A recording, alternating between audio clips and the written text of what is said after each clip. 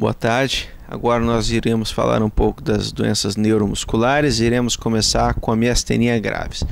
A miastenia gravis é uma doença neuromuscular que compromete a junção neuromuscular, ou seja, a união entre o axônio e a sinapse, que é a continuidade do neurônio, e o músculo.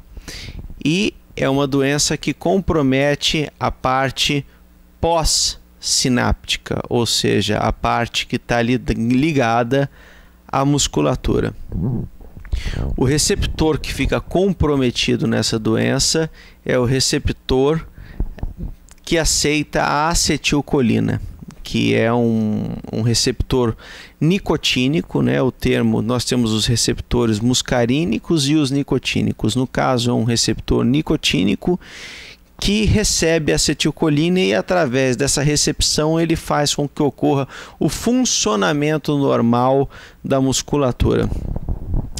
A miastenia gravis, ela é decorrente da produção de um autoanticorpo. Nosso organismo produz um autoanticorpo contra os receptores da acetilcolina nicotínicos pós-sinápticos. Bom, quais são as características principais dessa doença? Na grande maioria dos casos, esses indivíduos eles começam com uma fraqueza ocular.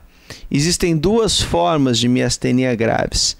A miastenia gravis de forma ocular isolada e a miastenia gravis generalizada.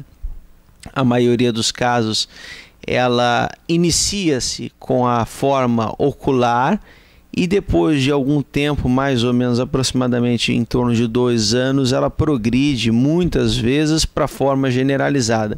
Existem poucos casos que ficam com a forma ocular de forma isolada.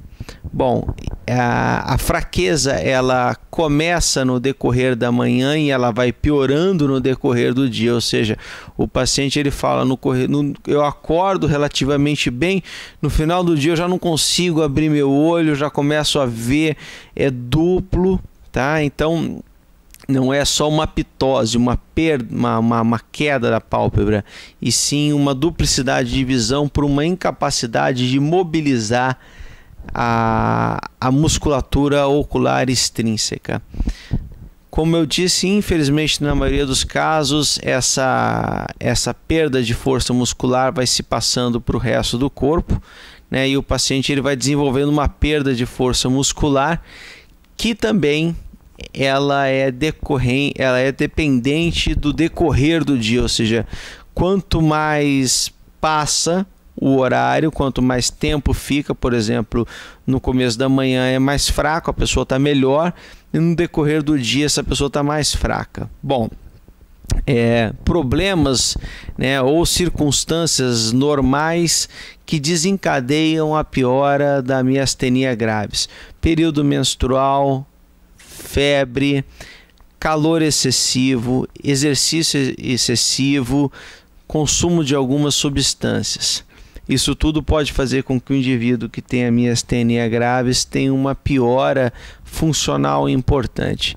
Esse indivíduo ele tem que ser submetido a uma série de exames que eu vou falar em seguida, na próxima sessão. E algumas medidas, né, educativas e de aconselhamento devem ser feitas para que se evitem algumas circunstâncias que possam desencadear as crises miastênicas, que são muito perigosas. Bom, foi um prazer em falar com os senhores. Tenham uma boa tarde.